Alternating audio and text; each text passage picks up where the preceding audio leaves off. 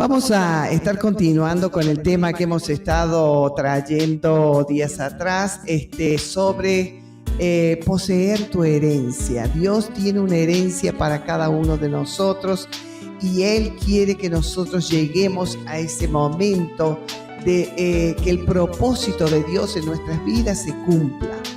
Ahora vamos a hablar hoy de qué es la herencia. Bueno, el diccionario describe la herencia como una porción, el derecho al nacer o herencia, un derecho de propiedad. Como creyentes tenemos que estar de acuerdo que lo más importante es la herencia que tenemos de la vida eterna. No hay mejor herencia que esta. El problema entonces de la gran porción de nuestra herencia, que es la herencia eterna, eso ya lo tenemos asegurado como creyentes en el Señor si caminamos en obediencia conforme a la voluntad de Dios. Pero hay más para heredar que una promesa de vida eterna. En la Biblia, herencia es también usada para describir el presente o las futuras bendiciones de los creyentes en su vida espiritual. Vamos a ver algunos versículos bíblicos que nos hablan de esto. Salmo 16:5 dice: Jehová es la porción de mi herencia y de mi copa. Tú sustentas mi suerte. Me encanta ese versículo bíblico. En el Sermón del Monte Jesús dijo: bienaventurados los mansos, porque ellos recibirán la tierra por heredad. ¿No es cierto? Mateo 5:5, si se acuerdan, es lo que dice la palabra. Ahora, hay otras escrituras, por ejemplo, en Hechos 26:18, que dice: para que abra sus ojos, para que se conviertan de las tinieblas a la luz y de la potestad de Satanás a Dios, para que reciban por la fe en que es en mí perdón de pecados y herencia entre los santificados. Y Colosenses 1:12 dice: con gozo, dando gracias al Padre que nos hizo aptos para participar de la herencia de los santos en luz. Hay mucha herencia, hay mucho por heredar. Ahora, como cristiano, Dios ha provisto para nosotros una herencia de riqueza espiritual aquí en la tierra y también en el cielo, que ningún incrédulo podrá tener, ni aquí ni allá en el cielo. Debido a que nuestros nombres están escritos en el libro de la vida del Cordero, tenemos herencia. Como bendiciones cuando amamos, cuando nos regocijamos, tenemos paz y otros frutos del Espíritu, ¿no es cierto? Que usted puede verlo en Gálatas capítulo 5. Como hijos e hijas de justicia, tenemos seguridad en nuestra estadía eterna. Sabemos que Dios nunca nos dejará ni se olvidará tampoco de nosotros. Las promesas de herencia para los hijos de Dios son para siempre. Pero aplicaciones figuradas de la herencia, como en las escrituras que mencionamos previamente, puede dirigirnos a creer que el centro de interés de nuestra herencia es más colectivo que individual. Pero Dios tiene mucho más interés específico en cada uno de nosotros como individuo, como persona. Cada uno de nosotros tenemos una herencia que es única. Es para ti, no es para nadie más, es para ti. Es única esa herencia. Esta única herencia incluye muchas facetas, como lo es nuestro destino individual o lo que Dios está deseando lograr a través de cada vida para su gloria. Esto incluye la herencia física o aquellas cosas materiales que Dios ha establecido ya para cada uno de nosotros. Quiere decir posesiones materiales, dinero, tierra, son importantes no solo para nuestra propia necesidad o gozo, sino también son esenciales para el avance del reino de Dios aquí en la tierra. La elección de Dios en tener un esposo o tener hijos pueden ser también elementos de nuestra herencia personal. Él tiene un cónyuge para ti, un esposo, una esposa que Él ya eligió antes que tú nacieras y lo tiene para ti. Y es importante saber cuál es esa persona que Dios ha elegido para ti. Gloria a Dios. Mientras ellos son parte de nuestra herencia personal en la que nos gozamos, ellos específicamente, nuestros hijos, son también recipientes de nuestra herencia. A través de nuestra familia, el depósito de Dios, el cual puesto en una generación puede ser pasado también a la próxima generación y aún más allá. ¿Qué dice Proverbios 13:22? Dice que el bueno dejará herederos a los hijos de sus hijos. Hace un tiempo atrás escuché una profecía tremenda sobre mi vida que me llenó de gozo mi corazón. Una hermana en Buenos Aires, por el Espíritu me dijo: tú tienes la palabra de Dios sembrada como con letras de cristal en tu alma. Y no solo tú vas a servir a Dios, tus hijos van a servir a Dios, tus nietos van a servir a Dios, tus bisnietos, tus tataranietos, toda tu descendencia que venga después de ti, le van a servir al Señor. ¡Ay! Se llenó mi corazón de gozo. Esa es la herencia de Dios que tenemos. Poseer nuestra herencia no es tan solo un problema para nosotros mismos, sino también para nuestros hijos y para nuestros nietos. Entonces, ¿qué es la herencia? Simplemente eso, herencia es poseer la porción que Dios tiene para ti. Ahora, hay personas que nunca han podido poseer su herencia. ¿Qué es una herencia nunca poseída? Aquí lo importante es que muchos de nosotros nunca tomamos posesión de nuestra herencia, tan siquiera en esta vida. Tomemos, por ejemplo, el fruto del Espíritu, como dijimos en Gálatas 5:22. Como cristianos, estas cualidades están disponibles siempre y necesariamente para cada uno de nosotros. Ellos son parte de nuestra herencia. Sin embargo, muchos cristianos no tienen autodominio de la alegría o de la carencia de paz en su vida. El hecho es que esos atributos legítimos pertenecen a ellos, pero aún no han podido agarrarlos. Las razones por las que los creyentes no han poseído su herencia son numerosas. A menudo son daños emocionales profundos que pueden hacer que estén tan heridos que se encuentran como inmovilizados. Hay muchos ejemplos que nosotros podríamos poner para que ustedes entiendan un poquito de muchas personas. Hay personas que, por ejemplo, matrimonios que no han podido tener hijos, ¿no es cierto? Es un problema, ¿verdad? O matrimonios que han tenido un hijo y se les ha muerto, ¿no es cierto?, de pequeño. Y entonces ya no quieren tener más hijos porque el miedo los inmovilizó y no están cooperando con el Señor para que les dé esa herencia que tiene para ellos. Hay otros que han sido, por ejemplo, matrimonios que han sido médicamente así diagnosticados que no van a tener hijos nunca. Pero eso es lo que te dice un médico, no es lo que dice Dios. El médico no es Dios. A veces catalogamos al médico como si fuera Dios y el médico no es Dios. Dios es poderoso. Si Dios le dio a Sara con casi 100 años un hijo, ¿por qué no te lo puede dar a ti aunque tu médico diga que tú eres una persona estéril? ¿Por qué no? Dios es el que decide la herencia que ha tenido para ti. Entonces, ¿qué pasa? Cuando nosotros escuchamos al médico y lo ponemos como la palabra de Dios, así, nos negamos nosotros mismos, nos paralizamos nosotros mismos a la bendición y a la herencia que estaba preparada ya por Dios para nuestras vidas. Tenemos que entender que nuestra herencia no es necesariamente una parte automática que viene a nuestras vidas, que automáticamente va a caer la herencia. No. Frecuentemente nuestra herencia significa que tenemos que mover y activar lo que el Señor ha deseado para nosotros. Primero conocer cuál es la herencia que Dios tiene preparada para tu vida, cuál es el deseo del Señor para tu vida y después movernos en ese deseo y activar la fe para que eso que Dios tiene preparado para nuestras vidas se manifieste en nuestra vida. Gloria a Dios. ¿Qué hay acerca de lo que hablamos de la soberanía de Dios? Dios es soberano, por supuesto que sí, estamos de acuerdo, y Dios actuará en su soberanía.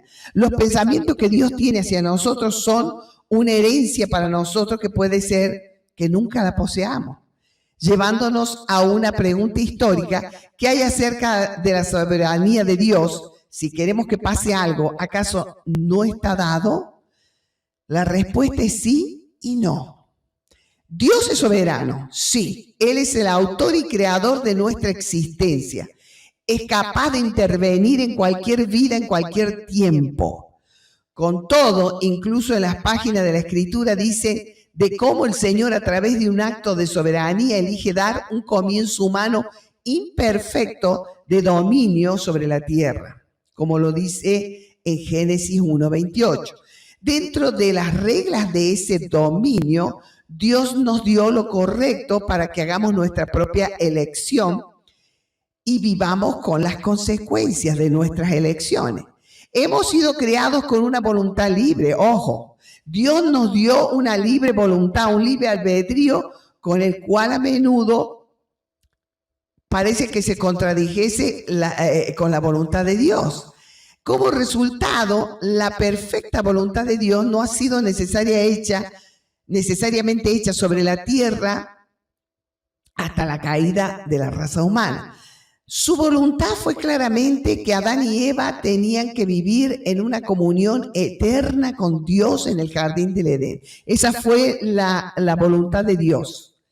Aunque ellos pecaron, la voluntad de Dios no se terminó ahí. No tenemos que decir, bueno, hasta ahí llegó tu voluntad, Señor, porque ellos pecaron y ya se acabó. ¿Cómo van a tener una eterna comunión contigo en el jardín del Edén si ellos pecaron y cayeron? No es así. Otro ejemplo es que el Señor no quiere que ninguno perezca, sino que todos procedan, como dice la palabra en 2 de Pedro 3:9, todos procedan al arrepentimiento. Claro que sí, esa es la voluntad de Dios.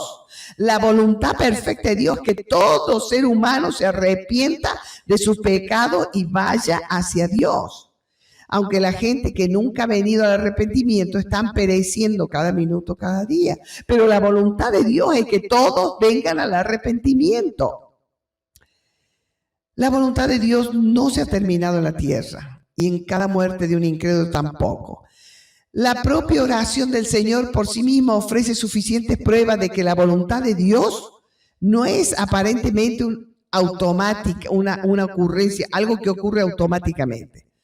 Por lo menos aquí en la tierra. Jesús enseñó a los discípulos a orar, que el reino de Dios venga y que su voluntad sea hecha aquí en la tierra como es hecha en el cielo. Él les enseñó a orar de esta manera: Señor, que sea hecha tu voluntad. Aún la oración del Señor en el huerto de Getsemaní era: que sea hecha tu voluntad, Señor, sobre mi vida, no la mía. Dios nos enseñó a orar, a que la voluntad del cielo venga sobre la tierra. Quiere decir que nosotros tenemos que orar. Tenemos que orar y perseverar orando para que la voluntad de Dios sea hecha así como en el cielo, en esta tierra. Si esto no fuera así, esta oración podría ser una redundancia, un ritual redundante. Toda oración fuera de esto, con lo cual se refresca nuestra relación de Dios con Dios, sería inútil. Dios nos enseñó a orar de esta manera. Entonces, ¿qué es lo que significa esto para nosotros en términos de herencia? Simplemente esto. Cuando Adán perdió su herencia, ¿no es cierto?, en el jardín del Edén, nosotros también, a través del pecado y desobediencia, somos vulnerables al mismo potencial. Por consiguiente, nosotros también servimos a un Dios misericordioso y fiel que tuvo un plan para restaurar lo que hemos perdido.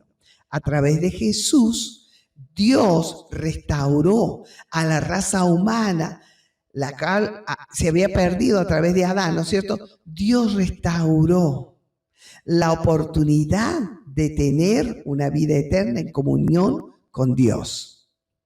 Dios tiene el mismo deseo en nuestras propias vidas. Si has perdido tu herencia, Dios tiene un plan para restaurar tu herencia en ti. Gloria a Dios. Dios tiene un plan siempre para restaurar lo que hemos perdido. Ahora, ¿qué es la restauración? Como hijos de Adán hemos tenido una necesidad desesperante de restauración desde el jardín del Edén. Así mucho de lo que Dios deseó para nosotros, nuestra original herencia en el tiempo de la creación, se perdió a través del pecado y fue reemplazada por el fruto del maligno. Donde una vez el ser humano se regocijó con una relación íntima con Dios, se enfrentaron ahora con la pared de separación que fue imposible penetrar. La inocencia llevó al hombre a la timidez y al pecado. La vida eterna en comunión con Dios fue reemplazada por la muerte en el juicio. Así mucho se perdió, pero Dios verdaderamente es un Dios de restauración. Y Él tiene un plan. Dios siempre tiene un plan para la restauración de la raza humana, para la restauración de la herencia que tú has perdido. A través de su Hijo somos ahora capaces de retornar a la intimidad con Dios, renovando la inocencia y la promesa de una vida eterna. La restauración es la verdadera naturaleza de Dios. Mire lo que dice en Hechos capítulo 3, verso 19 al 21. Así que arrepentíos y convertíos para que sean borrados vuestros pecados, para que vengan de la presencia del Señor tiempos de refrigerio. Y Él envía a Jesucristo, que os fue antes anunciado, a quien de cierto es necesario que el cielo reciba hasta los tiempos de la restauración de todas las cosas, de que habló Dios por boca de sus santos profetas que han sido desde tiempo antiguo. Desde el momento en que Adán pecó, Dios estableció un proceso de restauración. A lo largo de los tiempos habló a sus profetas acerca de este santo revertir. Algunas de estas profecías ya se han cumplido, otras inclusive la segunda venida de Cristo se cumplirán en el futuro. Estamos en medio del gran plan de Dios para restauración del mundo como nunca antes ha sido desarrollado ante nosotros. La simple verdad es que Dios está interesado en la restauración, no en el juicio. Dios está interesado en restaurar. Siempre, aún en su juicio, Dios tiene un plan de restauración. Siempre.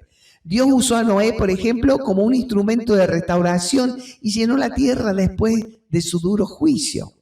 Más tarde vemos de tiempo en tiempo otra vez cómo Dios juzgó a la nación de Israel por sus debilidades, por su desobediencia. Aunque en cada tiempo Dios restauró a Israel para sí mismo, la naturaleza de Dios y su propósito en la vida de los individuos no es diferente. El juicio es la siega de lo que hemos sembrado y traeremos a menudo áreas de desolación o poco fruto en nuestras vidas. Siempre, aunque somos perdonados a través de la sangre de Cristo, hay, sin embargo, consecuencias que pagar. Aunque podamos tener experiencia de juicio por lo que nosotros o aquellas generaciones antes de nosotros hayan hecho, estamos seguros que en algún lugar de nuestro sufrimiento Dios tiene un plan para traer restauración y sacarnos de la maldición para que podamos recibir esa herencia y ser llenos en nuestro destino. Restaurar significa recibir y retornar a la vida o devolvernos a la condición original. Esta definición, en consecuencia, cae muy cerca de todo lo que la restauración en Dios significa. Dios desea desea más que devolvernos esa condición original de estar comunicados con Él, de vivir íntimamente con Él. Él desea también multiplicarnos, incrementarnos hacia ese punto. Él quiere para nuestros días que vienen que sean más grandes que nuestros primeros días. El plan de Dios para ti siempre será restauración. Dios dice en su palabra que Él desea que nosotros tengamos vida en abundancia. Entonces, ¿por qué Dios está trayendo la restauración? Nosotros simplemente por lo así. Que Él quiere restaurar la vida que Él destinó para nosotros.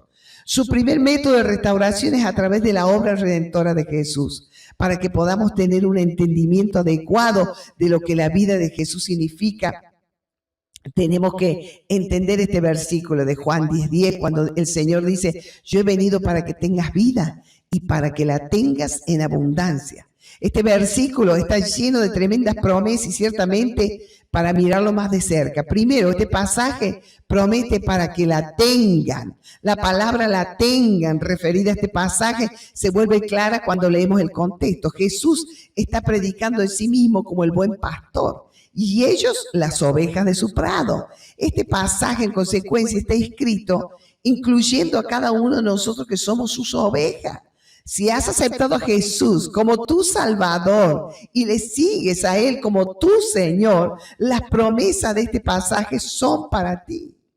Él dice para que la tenga. Es una frase clave para el concepto de posesión. La palabra griego eco, para que la tengan, podría incluir la idea de tener o estar sostenido de la mano de alguien, o en el sentido de llevar como un pedazo de vestido. Inclusive en el significado es tomar o poseer cosas externas como una propiedad o riqueza. Ser ligados por ataduras de sangre natural, matrimonio, amistad, deber o ley, o sostener una cosa, adherir o colgar, estar estrechamente unido a una persona o cosa. La vida que Jesús promete traer significa ser nuestra posesión, algo que tenemos que poseer, mucho más que una parte de nosotros que está ligada a nosotros o nosotros a esa cosa.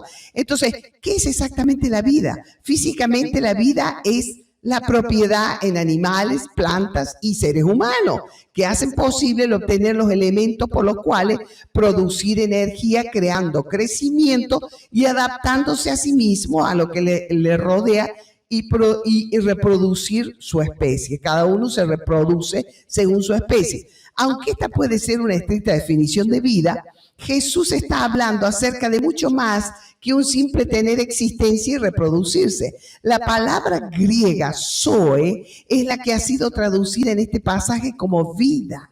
Zoe significa estar poseído de vitalidad, tener vida activa, vigorosa, ser ferviente a Dios, ser bendecido, estar lleno de vida, no una pobre vida ni de muerte, sino gozar de una vida real, una verdadera vida digna de nombrarse para pasar la vida a otro, para ser frescos, fuertes, eficientes, activos, poderosos, interminables en el reino de Dios.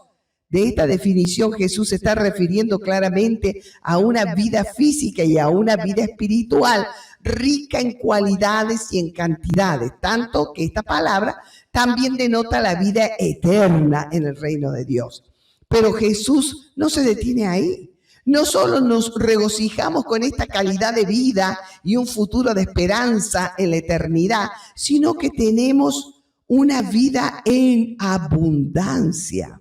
Perizos es la palabra griega para abundante. Significa excesivo, inundado, desbordante. Más que suficiente, profusa, extraordinariamente, superior, más remarcable, más excelente. Todo eso significa la palabra perizos.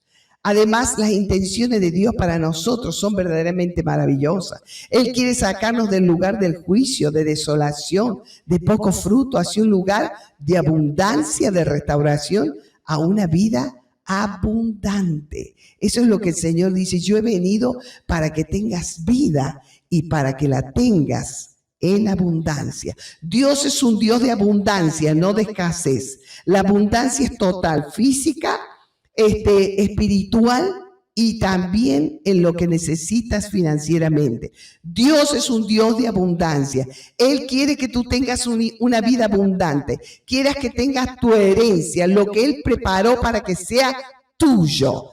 Tú tienes que seguir orando porque esa herencia es para ti. No va a venir automáticamente. Tú tienes que orar para que la voluntad del cielo sea hecha sobre la tierra, sobre tu vida, sobre tu matrimonio, sobre tus hijos, sobre tus herederos, sobre todo lo que Dios te ha prometido. Sigue orando porque la voluntad de Dios es darte vida y vida en abundancia. Dios te bendiga.